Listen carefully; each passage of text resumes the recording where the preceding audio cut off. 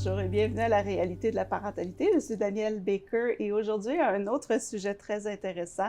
On va parler de la réalité des familles présentement, post-pandémique, avec les soucis, les inquiétudes, les défis qu'ils peuvent vivre présentement, avec un roulement maintenant de vie un peu plus normal, mais toujours avec cette inquiétude qu'il pourrait avoir autre chose.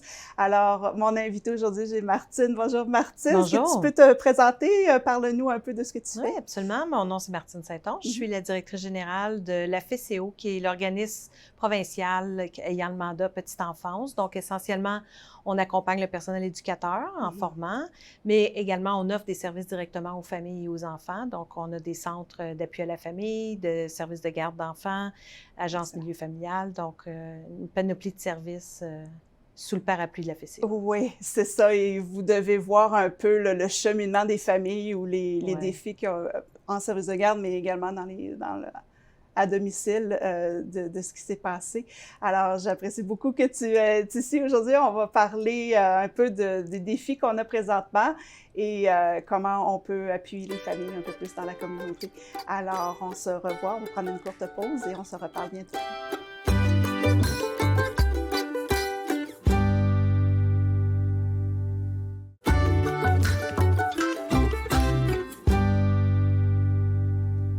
Bonjour à la réalité de la parentalité. Juste avant la pause, j'ai présenté notre invitée Martine, qui est directrice générale à la FECO. Et évidemment, on va parler des réalités des familles présentement, post-pandémie, avec les inquiétudes, les soucis qu'on peut avoir avec le développement de l'enfant surtout. Parle-nous un peu parce que vous travaillez surtout avec les services de garde, vous avez accès à plusieurs familles dans la province. Tu peux nous donner les grandes lignes des soucis présentement là, que les familles, les défis qu'ils peuvent avoir présentement? Oui. Bien, pour se remettre en contexte, pendant la pandémie, dans les services de garde d'enfants, dans les centres d'appui à la famille, les parents n'avaient pas accès à rentrer dans les lieux où les enfants passaient leur journée, dans un premier temps. Mais il y a aussi des parents qui n'ont pas eu accès aux services. Donc, le changement de la routine familiale a été complètement bousculé. Les enfants ont passé beaucoup de temps à la maison avec les parents. Donc, toute l'anxiété de séparation, quand on laisse l'enfant dans un service à l'enfance, maman, papa vont travailler, puis c'est difficile de laisser l'enfant, de ne pas savoir comment il va réagir pendant la journée. C'est aussi difficile, on voit les familles qui se disent, OK, mon enfant, est-ce qu'il se développe normalement? Normalement est un bien grand mot, il faut le dire. Ouais, ouais. Mais bon, est-ce que le parcours de son apprentissage suit plus ou moins la normalité? Est-ce qu'il évolue de façon générale comme il faut? Parce que le contact quotidien, par exemple, avec le personnel éducateur peut donner des indices, parfois lever des petits drapeaux jaunes, dire, bien, peut-être que ça serait bien de voir si le langage avance bien, si la motricité avance bien ou ces choses-là. Donc là, le retour à la normale, puis je le mets entre guillemets parce que la normale, c'est une nouvelle normale, disons-le comme ça. Puis ça fait que les enfants ont été avec les parents, comme je le disais, et la socialisation, le fait aussi d'être en présence de personnes avec des masques tout le temps, ou la peur de l'autre, dans le sens où les enfants avant allaient vers d'autres êtres humains sans se poser de questions, mais là on dit non, non, tu peux pas t'approcher, lave tes mains, c'est dangereux. La perception de l'autre peut être perçue comme « Oh mon Dieu, je ne peux pas être en contact avec l'autre, c'est dangereux pour ma santé. » Alors, toute la socialisation qui vient avec le développement normal de l'enfant, puis il faut dire que le résultat de la pandémie chez les jeunes enfants, on ne peut pas le voir demain matin, on ne peut pas le voir dans 6 mois, on va le voir probablement dans 10 ans, dans 20 ans, quand les adultes vont arriver sur le marché du travail. Exactement. Avec des compétences peut-être soit différentes qu'attendues ou soit manquantes dans les attentes de la société. Donc, mais il faut dire, il y a des bonnes nouvelles quand même parce que tout ça a généré plein d'études. Présentement, il y a des cohortes d'enfants qui sont suivis. On se pose ces questions-là partout dans l'univers scientifique. Alors, c'est sûr qu'il y a des réponses qui vont émerger graduellement. Mais si je suis parent d'un jeune enfant, je pense que c'est de se dire qu'on est l'expert de notre enfant. Donc, chaque enfant est unique, puis le parent doit se faire confiance dans ses inquiétudes, puis aussi dans ce qu'il souhaite faire respecter auprès de l'enfant. Donc, c'est important de le partager parce que malgré qu'il y a des experts en petite enfance qui sont dans nos services à l'enfance, il en demeure pas moins que la connaissance de chaque enfant, c'est le parent qui l'apporte, cette connaissance-là. Donc, il faut qu'il y ait une communication avec le personnel éducateur. Ouais. Parce que sinon, l'intervention n'est pas appropriée pour l'unicité de chaque enfant. Donc, les inquiétudes des parents sont toujours les bienvenues, pas dans le sens où c'est sûr qu'il y a un problème, mais dans le sens où je m'inquiète de telle chose, ou bien mon enfant plus âgé, lui, avait fait ça de telle façon, ou on compare les enfants sans les comparer nécessairement, mais on a une idée de ce qu'on s'attend, elle ne marche pas à 18 mois, y a-t-il quelque chose qui ne fonctionne pas? Donc, je pense que de ne pas garder ça pour soi, puis aller chercher les ressources, le personnel éducateur, certainement, sont des ressources extraordinaires à consulter. Mais si l'enfant ne fréquente pas un service de garde d'enfants, il peut y avoir des centres d'appui à la famille qui sont disponibles, donc dans chacune des communautés de l'Ontario. Puis en principe, il devrait y avoir aussi des services en français, donc pour les parents francophones, parce que c'est un autre aspect du développement de l'enfant, la construction identitaire francophone, la capacité à parler la langue française. C'est une autre compétence qui se développe souvent au contact d'autres. Si dans la famille, on ne parle pas le français, mais on veut que notre enfant fréquente le système de langue française, bien, il faut qu'il soit prêt à apprendre en maternelle jardin. Alors, c'est peut-être une préoccupation des parents qui ne sont pas dans un environnement familial ou une communauté francophone. Donc, c'est de faire en sorte que l'enfant ait le plus souvent contact avec la langue française. C'est ça, puis tu as fait un très bon point que c'est toutes des inquiétudes que les parents ont déjà dans le développement de leur enfant, mais que là, on a eu une période où cette communication-là, le point d'accueil en service de garde a toujours été très important. C'est là qu'on pouvait se communiquer nos inquiétudes, nos ressources. Alors, ça a fait toute une poche d'air, si je pourrais dire, où ce que là, on a des questionnements et que c'est bel et bien fondé. Donc oui, il faut s'assurer qu'on verbalise nos inquiétudes et de ne pas avoir peur de demander de l'aide ou des questions, parce que le personnel éducateur est vraiment là. C'est leur rôle, c'est de justement donner un bon portrait là, d'où l'enfant se situe et de réaliser que, comme tu as dit, chaque enfant se développe à son rythme. Donc, c'est pas le temps de comparer parce qu'on dit là, on a 2 ans de pause. Alors, il faut se rattraper. C'est complètement différent. La réalité est différente. Comment est-ce que tu vois ça, toi, maintenant? Parce que quand on est dedans, comme parent ou comme éducateur, on est dans le feu de l'action à tous les jours. On ne voit pas toujours le grand portrait.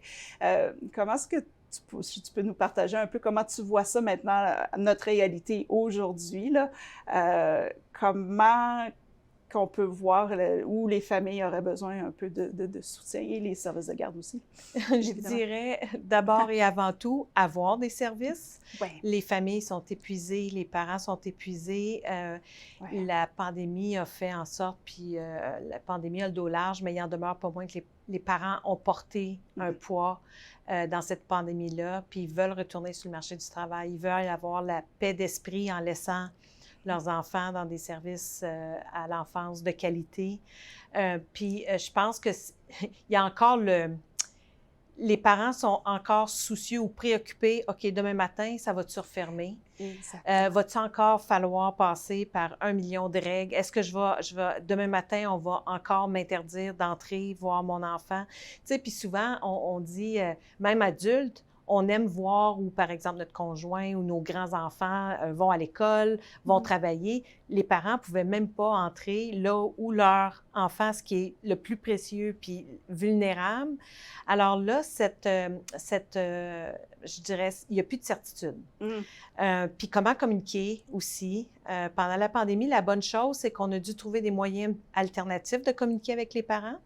Donc, je pense que ça, par contre, ce qu'on voit présentement, c'est que les parents apprécient aussi les services qui sont offerts par les services à l'enfance, mais je pense qu'il demeure une fragilité dans le système, beaucoup d'incertitudes. Donc, on l'entend beaucoup, les parents épuisés, puis je pense que c'est important. Tu sais, il y a toute la notion de santé mentale, puis la santé mentale, on en parle, mais on en parle sur le bout des lèvres souvent. C'est pas un sujet qui est facile à aborder quand on est aux prises avec un problème de santé mentale, mais je pense que c'est dans le contexte d'attendre trop longtemps ou de ne pas partager parce que on ne dit pas souvent, mais même le jeune enfant peut souffrir de problèmes de santé mentale. Une santé mentale positive, devenant adulte, c'est tout relié à sa capacité de créer une relation sécure, c'est tout relié avec la résilience. Et ça se construit à la base en petite enfance. Donc, ce qu'on voit, puis ce qui est bien, parce que la pandémie a quand même enlevé les résistances par rapport au fait qu'on puisse parler de la santé mentale. On travaille beaucoup plus dans ce secteur-là, à apporter des ressources aux parents, à apporter des ressources au personnel éducateur, même pour eux-mêmes en tant qu'adultes, puis aux parents aussi, parce qu'ils ont été forts pendant 2 ans, mais des fois, la santé mentale, les problèmes de santé mentale n'arrivent pas toujours par grande tempête, ils arrivent par ciel bleu. Puis là, on commence à voir un ciel bleu. C'est ça. Alors, il ne faut pas attendre. Il faut s'assurer d'aller chercher les ressources parce que si l'adulte n'est pas en santé, c'est difficile d'accompagner un enfant, puis l'enfant a besoin de son adulte en santé pour lui-même développer une santé positive. Alors, présentement, dans le secteur, on parle beaucoup de santé mentale, puis d'outils à aller chercher, de ressources. Ça, c'est fantastique, parce que c'est nécessaire, comme tu l'as dit. Il faut que le parent soit bien pour être bien avec l'enfant, pour que l'enfant se sente bien également.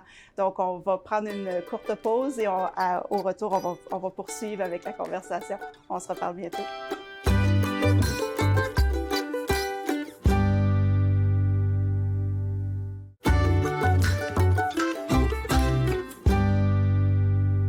Nous voici de retour à la réalité de la parentalité. Et notre invitée Martine parlait justement avant la pause de l'impact au niveau de la santé sociale et comment on doit l'adresser, surtout après la pandémie et la nouvelle réalité que nous avons présentement. Donc, si tu pourrais nous partager avec nous un peu, parce que moi, je me souviens 2 ans passés avant la pandémie, on commençait à introduire des formations sur la résilience, le bien-être, la santé mentale, mais que là, avec tout ce qui s'est passé, on a comme été forcés à mettre ça en plan d'action. Alors, peux-tu nous expliquer un peu comment vous voyez ça ou comment vous travaillez avec ça présentement? Bien, en fait, la santé mentale, à la base, c'est des saines habitudes de vie. C'est la capacité avec on parlait tantôt, l'enfant est unique. Donc, respecter l'unicité, c'est la construction identitaire commence dès la petite enfance. Alors, de l'enfant comprenne qu'il peut être unique, qu'il est différent de l'autre, mais ça prend des adultes qui sont en santé. Puis les saines habitudes de vie, ça peut ne pas être compliqué de prendre des bonnes habitudes de vie, de s'arrêter, de juste prendre conscience. On parle de conscience, de prendre le temps de dire, OK, je suis ici aujourd'hui. C'est quoi ma zone de confort? C'est quoi ma zone où j'ai du contrôle sur quelque chose? Parce qu'évidemment, après ce qu'on vient de passer, la pandémie, on ne pouvait pas avoir de contrôle. Puis c'est ce qui fait que parfois l'humain a de la misère à avancer. Donc, reprendre son contrôle, puis ça passe par des petites choses. Je suis capable de bien dormir, je suis capable de me coucher un peu plus tôt, je suis capable d'aller dehors, prendre une marche, je suis capable de prendre des respirations, de me dire, de voir les bons côtés de la chose. La vie, tout ne va pas mal, de se remettre dans une disposition positive. Puis on sait que la vie va vite, les parents ont des routines, parfois on sort de ça une fois que nos enfants sont rendus plus grands, puis on se dit, mon Dieu, comment je faisais ça? Mais de prendre le temps de s'arrêter, de prendre du temps pour soi. Puis quand on est parent de jeunes enfants, c'est d'intégrer les enfants dans ces routines-là. Puis souvent, les comportements qui sont dérangeants pour l'adulte, c'est souvent des comportements qui disent « j'ai besoin de bouger, j'ai faim ». C'est un besoin qui s'exprime souvent par un comportement qui dérange l'adulte. Alors, si l'adulte inclut l'enfant, on va jouer dehors, puis quand on parle d'aller jouer à l'extérieur, c'est pas juste je m'assois là puis je fais rien, il y a du jeu, on dit le jeu actif, le jeu autonome, le jeu aventureux même. L'enfant apprend à prendre des risques, tranquillement, des petits risques, puis accompagné de son adulte, il grandit en prenant des risques calculés. Donc, le développement de l'enfant, les saines habitudes de vie, ça s'apprend au sein de la famille, ça s'apprend au sein du service à l'enfance si l'enfant fréquente un service de garde d'enfants. Donc, le parent a quand même un pouvoir, puis une influence importante, c'est le lien premier de l'enfant. Alors, il va adopter les habitudes de l'adulte. Alors, si l'adulte prend des saines habitudes de vie, puis est un modèle pour les enfants, l'enfant grandit, puis apprend à bien soigner sa santé mentale ou à développer une santé mentale positive. Oui, c'est ça. Puis justement, c'est ce que souvent on voit pas, mais comme parents ou comme adultes, en prenant soin de nous, on montre à notre enfant comment prendre Oui, soin de eux plus tard, comment ils peuvent également, eux, oui, gérer leurs choses. Ça l'aide dans le développement, le jeu actif, absolument. la découverte, le jeu explorateur. C'est fantastique, ça, pour les enfants. Alors, est-ce que tu aurais des conseils, toi, pour des familles qui se sentent vraiment... Parce que quand on est dedans, puis là, c'est pas juste les inquiétudes de notre enfant, mais toutes Oui. les autres inquiétudes Mhm. qui viennent également. Est-ce que tu aurais des conseils ou tu pourrais partager? Bien, je pense que la première chose à se dire, c'est dans une journée, mettons que je dis, je commence, je me prends 10 minutes. 10 minutes dans une journée. On est capable de faire ça. Tous les êtres humains sont capables de faire ça. On a des horaires de fou, comme on dit en bon français. Oui. Mais 10 minutes, c'est comme réalisable. Puis on se dit, OK, 10 minutes, on fait une course dehors, on va courir les grenouilles, les enfants, ça prend pas un gros plan d'action, là. On va dehors avec eux, puis on trouve un intérêt, on va ramasser des légumes, des fruits, l'hiver, on lance des balles, on court, ça prend 10 minutes. Le lendemain, ben peut-être, on a vu l'enfant est mieux, dort mieux aussi, Oui. et son humeur. Puis aussi, l'autre chose avec les jeunes enfants qui est important pour l'adulte, pour favoriser une saine santé mentale, c'est de penser que l'enfant est en train de développer sa capacité à gérer ses émotions aussi. Donc, en tant que parent, de dire, OK, oui, mon enfant fait des colères, oui, mon enfant crie, oui, mon enfant, mais il est en train d'apprendre à le faire. Alors, de reconnaître une émotion. En tant que parent, des fois, c'est dur. On est nous-mêmes, comme tu l'as dit, épuisés, débordés, parfois en colère, parfois, bon. Mais c'est de prendre, on se donne une cible. Aujourd'hui, je prends le temps, j'accueille une émotion de mon enfant. Tu es en colère, je te comprends, on va essayer de régler ça.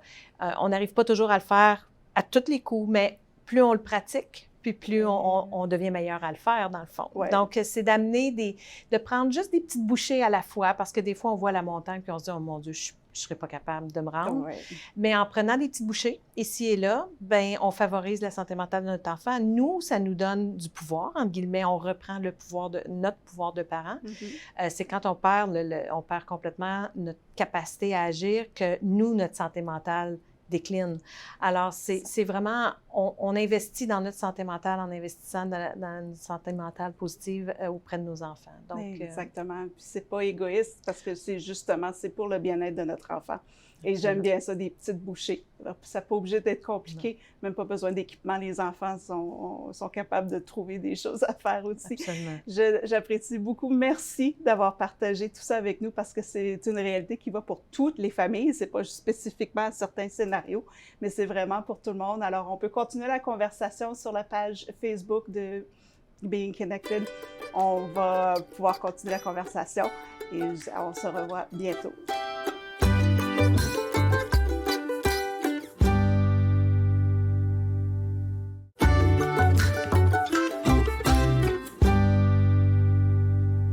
Bonjour à la réalité de la parentalité. Avant la pause, on a parlé, en fait, Martine nous a partagé beaucoup d'informations très, très, très intéressantes. Et puis, si on peut poursuivre un peu, parce que là, il y avait beaucoup d'informations au niveau du développement, nos inquiétudes, de communication et puis la santé mentale. Est-ce que tu pourrais nous partager des ressources ou des services qui sont disponibles aux familles pour aider dans cette période de transition? Bien, en fait, pour les familles de jeunes enfants, il y a toujours les centres On y va, qui sont des centres d'appui à la famille et à l'enfant, où il y a plein de ressources disponibles. Il y a le personnel éducateur qui travaille là, sont formés pour accompagner les parents, parce que dans ces centres-là, les parents vont avec les enfants, si c'est pas possible, parce qu'il y a aussi des programmes le soir, les fins de semaine, selon les communautés. Donc, il y en a dans pratiquement toutes les communautés de l'Ontario. Sinon, il y a toujours les centres communautaires qui sont disponibles puis qui ont beaucoup d'informations. Les centres de santé publics aussi ont beaucoup d'informations. Donc, le point de départ n'est pas nécessairement le même pour tous les parents selon le besoin qu'ils ont. Tu sais, aller dehors, ça ne prend pas de ressources, on va dehors, mais autrement, les ressources, il y a des points d'accès de ressources. À la FCO, l'organisme que je représente, il y a le site web où, effectivement, il y a des ressources, mais plus dirigé vers le personnel éducateur. Alors, pour les parents comme tels, c'est vraiment dans les communautés. Puis, hésitez surtout pas à poser des questions au personnel éducateur de vos enfants.